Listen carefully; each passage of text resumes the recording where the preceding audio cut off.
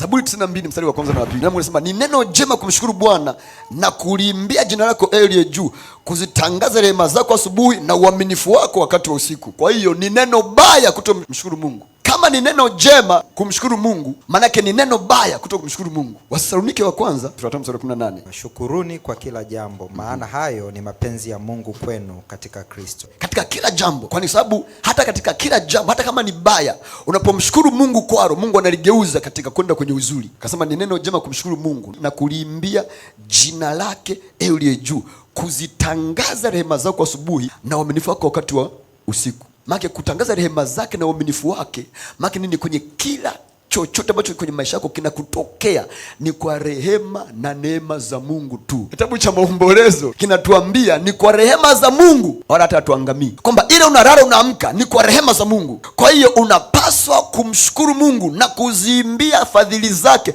yale juu kila itwapo leo. Anasema ni neno jema kumshukuru Mungu na kuliimbia jina lake yule juu, kuzitangaza rehema zake kila asubuhi na uaminifu wake wakati wa usiku. Kwamba umeshinda salama, umetembea salama, una pumzi, umeamka na unaenda kwa salama, ni fadhili zake na ni kwa rehema zake. Kwa hiyo kila itopo leo Mungu anakaa pembeni kusubiri shukrani toka ndani ya moyo wako. Shukrani maana ni nini? Shukrani ni hali ya moyo ya kushukuru na kuthamini Mungu kwa kile ametupa au amefanya. Shukrani zaidi ya kusema asante. Shukrani zaidi ya jinsi ya nje. Shukrani inaanzia ndani ya moyo kwanza. Ni ile hali ambayo unakuwa nayo ndani ya kuweka thamani na uzito kwenye kile ambacho Mungu amefanya kwenye maisha yako au amekupa kwenye eneo lote la maisha yako. Kwa kanuni za kiroho, shukrani zinatangulia kusifu.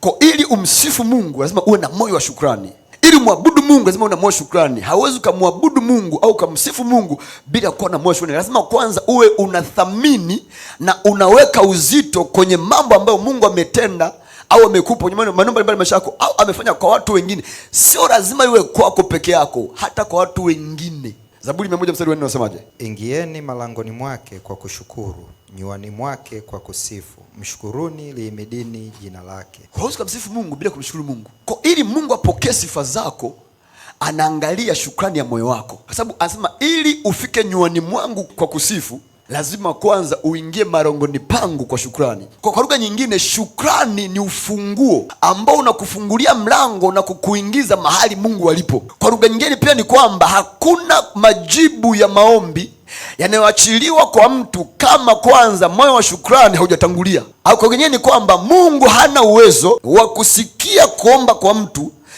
kama kwanza shukrani hazijatangulia kabla ya maombi. Kwa nyingine ni kwamba shukrani zinatangulia kabla ya kuomba. Ingieni malangoni pake kwa kushukuru, nyuani mwake kwa kusifu, mshukuruni, lihimidini jina lake. Kwamba huwezi kukutana na Mungu bila kuwa na moyo wa shukrani. Unajua safari ya wana wa Israeli, wakani walalamikaji sana na watu wa kulaumu. Walikuwa hawana moyo wa shukrani. Ndio maana Musa alikuwa akiondoka na Mungu anaondoka. Musa akipotea siku 40, Mungu anapotea siku 40. Ile kwamba umeokoka, ila kama una moyo wa shukrani ndani, hauwezi kuwa na uwezo wa kuweka na kutunza uwepo wa Mungu. Ndio maana Musa aliondoka siku 40 na Mungu akapata siku 40, wakawa hawana Mungu katikati yao. Wakaenda kwa Haruni, wakamwambia Haruni, tutengenezee ndama, sababu Musa ameondoka na Mungu wake hatumuoni. Haruni alikuwa ni kuhani wa Mungu, ameitwa na Mungu, ila alikuwa hana uwezo wa kumdhihirisha Mungu katikati yao, kwa sababu yeye mwenyewe hana uwepo wa Mungu kwake, hana msana Mungu, kwa sababu hana moyo wa shukrani mbele za Bwana.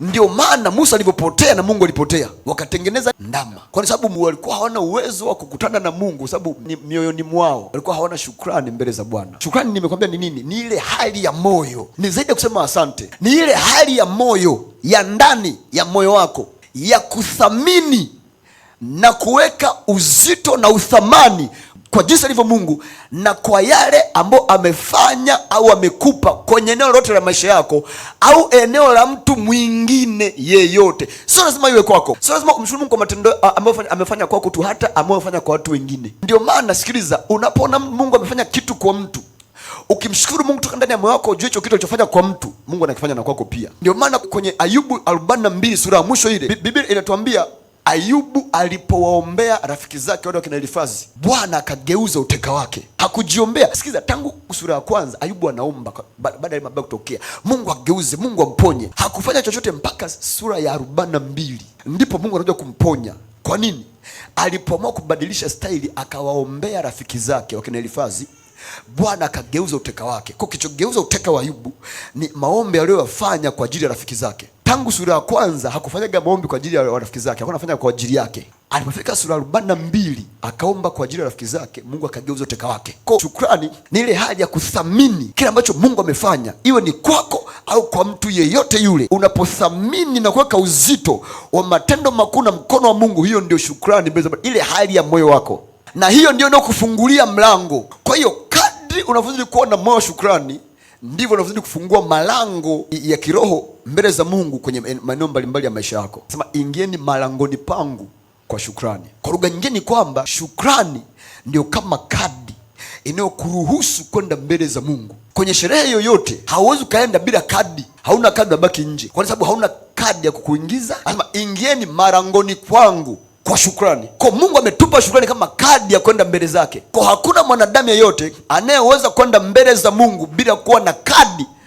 ya kuingilia mbele za Bwana, na hiyo kadi ni shukrani. Kwa lugha nyingine kwamba shetani akikunyang'anya moyo wa shukrani, amekunyang'anya kitu kikubwa sana, sababu Mungu ametualika, njoni tusemezane. Hauwezi kwenda mbele za Mungu kusemezana naye kama hauna moyo wa shukrani kwanza. Ndio maana sisi tena kusisitiza kwamba lazima tujifunze kuondoa macho yetu kwenye mambo ambayo hatujayapata bado, tuyapeleke kwenye mambo ambayo tayari tumeshayapata, sababu yale yanatutengenezea mazingira ya kuona shukrani mbele za Bwana. Ndio maana hautakiwi moyo wako ukome kumshukuru Mungu, kwa sababu tu ushamshukuru. Hata kama kitu ashakifanya, ushamshukuru Mungu mara 10,000, endelea kumshukuru Mungu kwa hicho, sababu tayari unaweka uzito na uthamani kwenye kile kitu ambacho Mungu amefanya kwenye maeneo mbalimbali ya maisha yako.